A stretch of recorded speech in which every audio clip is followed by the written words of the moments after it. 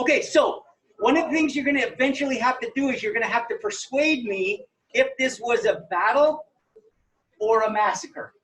So first thing we need to talk about is what would it look like if it was a battle, and what would it look like if it was a massacre?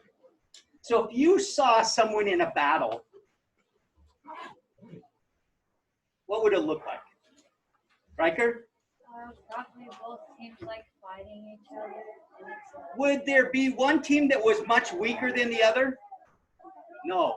If it was a battle, my own personal opinion would be that it was two teams that were equal strength fighting each other. Now, if I go and I just crush Thomas, which I would just crush you, sorry, man.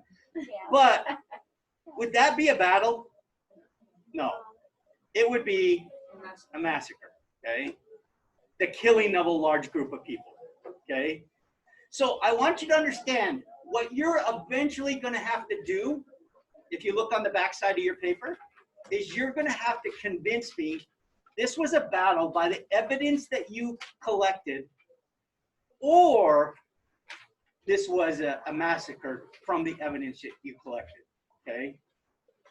So today what we're going to do is we're going to read through the first piece of evidence, and it's the blue paper. And if you look, this is the official war report that Patrick Edward Connor turned in, okay? Can someone raise their hand and tell me what day the event happened? Look on your white paper.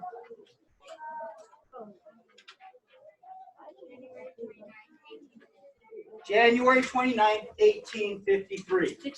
63, sorry. You guys didn't get a white paper. Pass that back. Pass that back.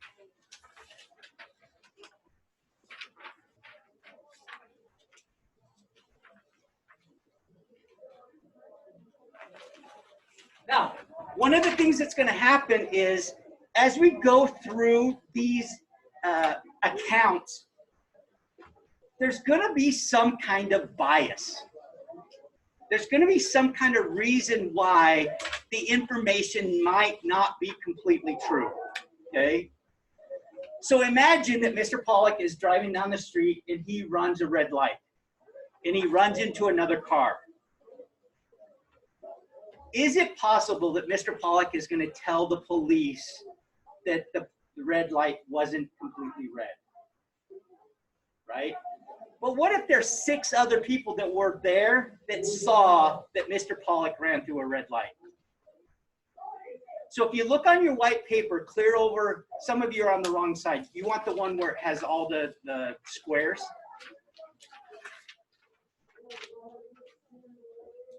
So if you look clear over on the right side, one of the things you're going to be looking at is what is the bias from this story? Why would we question if it's all the truth? Just like when Mr. Pollock says, I didn't run a red light, it was a yellow light, but there's 6 other people that say it was a red light. Well, the bias for Mr. Pollock is he doesn't want to get in trouble for causing this accident, okay? So what we're going to be doing, and I'm going to do the first one with you, and then there's 4 other accounts that you're going to have to read. What we're going to do is understand what happened according to this account, okay? So this is Patrick Edwards' account, okay? He was actually there. So one of the things you're going to have to mark is it a primary or secondary source?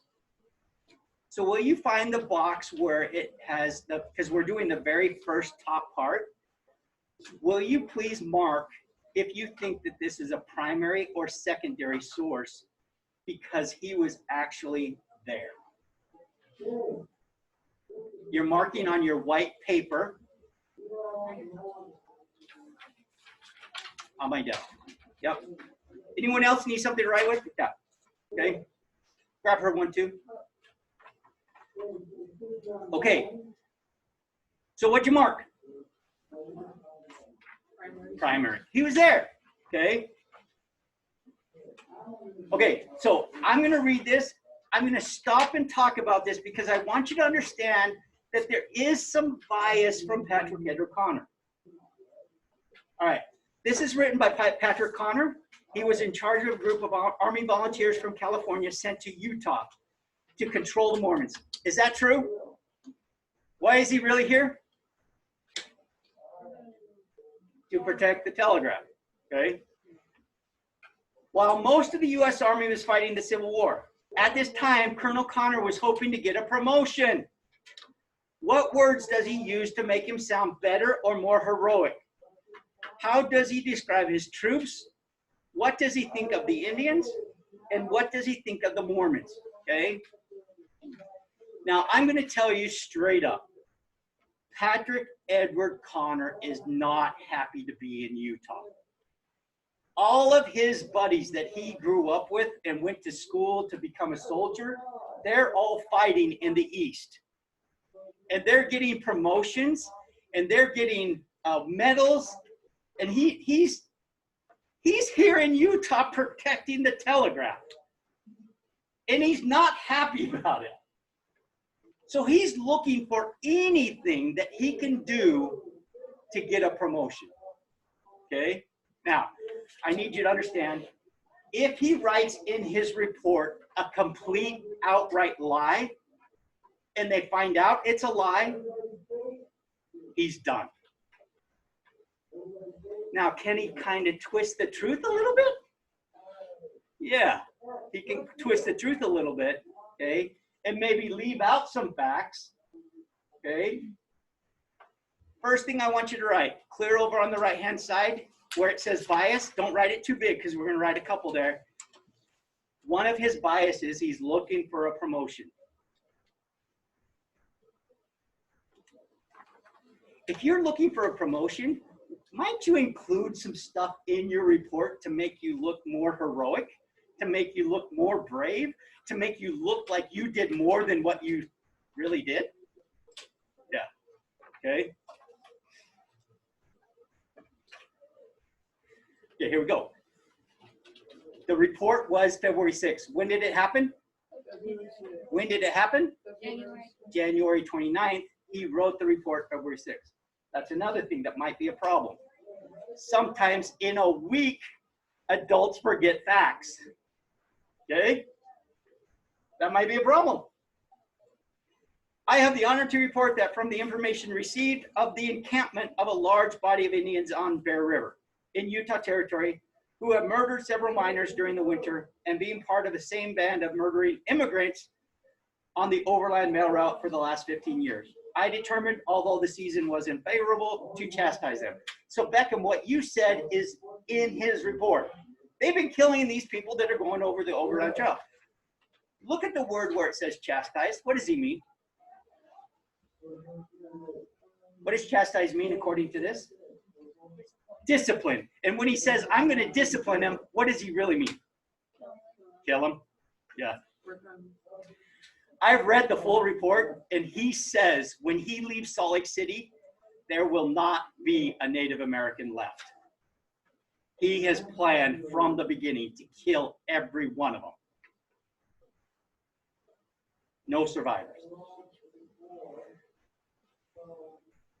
I marched with cavalry to reach, what's cavalry? Horse guys, okay? So remember the date, January 29th. Do you want to go in the cavalry with January 29th in the winter? No, you don't. I marched with the cavalry to reach the Indian encampment and surround it before daylight. So he left Salt Lake City at dark and got up to Logan before daylight. So that means he was riding all night in January in the dark. That fight commenced at 6 o'clock in the morning and continued until 10. At the start of the fight, the battle of the hands of some of the men were so benumbed with cold that it was with difficulty that they could load their pieces. What's a piece? Their gun. Yeah, okay. So tell me this. Why does he put in there that their hands were frozen? Of how cold it is. Look at this. Our men's hands were so frozen, but we still got them. Give me a promotion, right? Why would you put that in your report? Because he's looking for a promotion. All right. The weather was intensely cold and not less than 75 had their feet frozen. And some of them, I fear, will be crippled for life. Why would you put that in there? Because my men were so brave. They had frozen hands and frozen feet, and we still got them. Give me a promotion, right? I mean, listen to his voice. I should mention here that the march from the post, no assistance was rendered by the Mormons, who seemed indisposed to divulge the information regarding the Indians. We asked the Mormons, where are the Indians? And the Mormons wouldn't tell us. Those dang Mormons. But we still found them with our frozen hands and frozen feet. Give me a promotion, right? The position of the Indians was one of strong natural defense. Okay, so here's where we're going to start filling in our chart, okay? The first question across the top says, did they have weapons? Did they have defenses? Okay, so here we go. The position of the Indians was one of strong defenses and almost inaccessible to the troops, being in a deep, dry ravine along which they constructed steps which they could deliver their fire without being exposed. So they're down behind, and then it says they have these willows that are there, right? If you turn the page over. So did they have weapons? Did they have defenses? Mark, yes.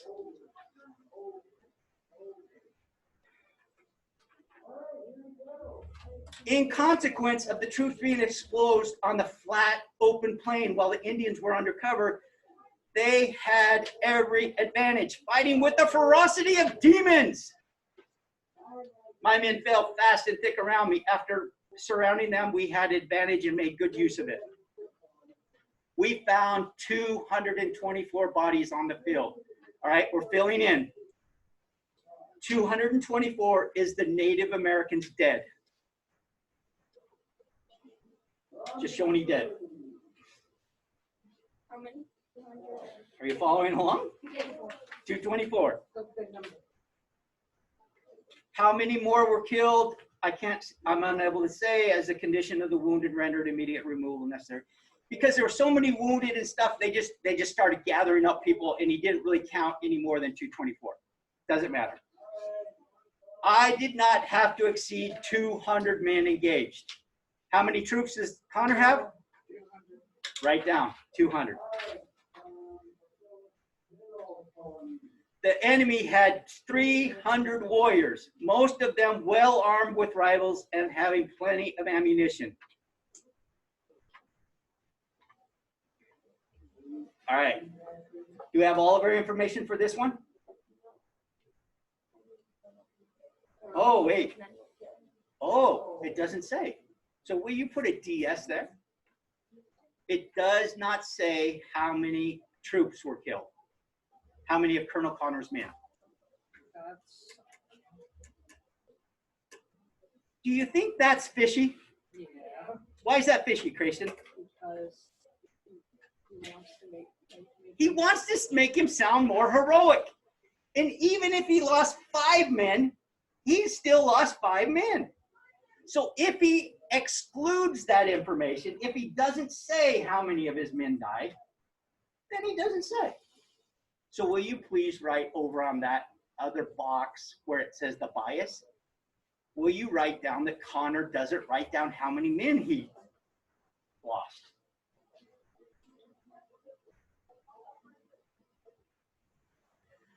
Again, sometimes people leave out facts because they're trying to make it sound more heroic. Spoiler alert, Colonel Connor becomes a one-star general. He does get the promotion because of this event, okay? Now, one of the things you're going to be doing, is there's 4 other documents that you're going to be reading. They're all color-coded. The next one's yellow, then pink, and then gold, and green. I don't know. You're going to do the same thing. You're going to read through them. You're going to write down, did they have weapons or defenses? This is not the right one. How many soldiers were there with Connor? How many died with Connor? How many Indians were there? How many Indians died? Is it a primary source or a secondary source? And then what is the bias? Now I'm going to give you a hint. On one of them, the man actually walks through and helps count the dead. But he doesn't write down what he remembered until 60 years later. Is that a problem? Yeah. Even though he was there and it's a primary source, the fact that he didn't write it down till many years later, you're going to include that in the box over on the right-hand side. There's another one, okay, where the person hears the story from her grandmother. It's a secondary source, and that's a problem. We're not going to completely exclude it. We're not going to say that's no good. But the problem is when you hear it from a person, a different person, instead of primary, and it's a secondary source, we have to just take that into account, okay? What questions do you have?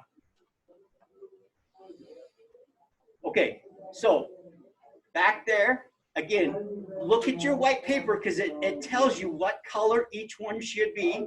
I think the next one's yellow, right? Next one's yellow. You don't have to necessarily do it in order, okay? Now, here's what I need you to do. Today, we're going to go through, and I'm going to ask you to read through a couple more of these and fill it in. You're going to have to do some tomorrow, too, because we're not going to get all the way through. We will write the essay, the part on the back, we will write that Monday, okay? So you will have some work to do tomorrow, and that will be to read through and just finish the white paper side 1. Now, if you want to do this, you can do it. I don't care. But you have to have this done by tomorrow. Is it tomorrow Friday? Tomorrow's Friday. And that you will have homework tomorrow, okay? Now, I'm going to check it. When you come in Monday, I'm going to check this, and you're going to have this done, okay? And then I'll have you just do this. And then this will be submitted on Canvas, and what you'll do is you'll just take a picture of both and submit it, okay? What questions do you have? Tell them. Want it submitted tomorrow or on Monday? Just bring it Monday, and I'm going to check you to make sure you have it done, okay? Because one of the things that happens is we are getting a lot of flack that we're not giving you work on Friday. And I'm afraid that if we don't give you work on Friday and we don't hold you accountable for the work on Friday, they're going to take the Friday away. Meaning you're going to have to show up in person on Friday. So if you like the idea of staying home on Friday and sleeping in and doing your homework, a little homework on Friday, get your work done. Because what's going to happen is if you don't get it done, they're going to make you show up on Friday. Personally, I like Fridays the way it is. Okay? So please do your work. Question? So we have until finish filling this out, and we have something else? That's it. Just because we're going to go through and probably the last few minutes today, you can stop it.